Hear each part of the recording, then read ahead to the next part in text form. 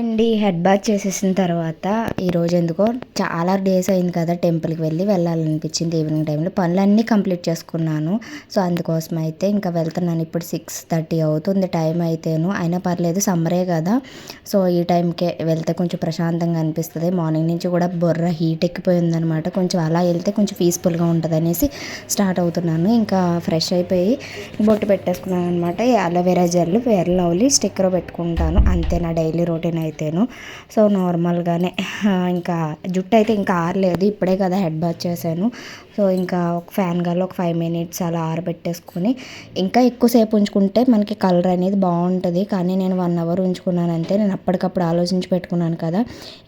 ఇప్పుడైతే టెంపుల్కి అయితే వెళ్తున్నాను. చాలా ప్రశాంతంగా అనిపిస్తుంది నాకు. శివాలయానికి రెగ్యులర్గా వెళ్ళేదాన్ని, చాలా మిస్ అవుతున్నాను అనమాట. ఇంకా నేను కాకినాడ వెళ్ళడం రావడం వల్ల దర్శనం అయిపోయిన తర్వాత పులిహార తినాలని అనిపించింది, ఎందుకో తెలియదు. కాకపోతే నేను వెళ్ళేసరికి మార్నింగ్ టైంలోనే ఉంటుంది అనుకుంటే, ఈవినింగ్ కూడా ఉంటుంది, కాకపోతే ఈరోజు లేదట. నాకు టెంపుల్ పులిహార అయితే చాలా ఇష్టం. దర్శనం చేసుకుని ఇంక ఇప్పుడైతే ఇంటికి వెళ్ళిపోవడమే అంతే. వీడియో నచ్చితే లైక్ చేయండి.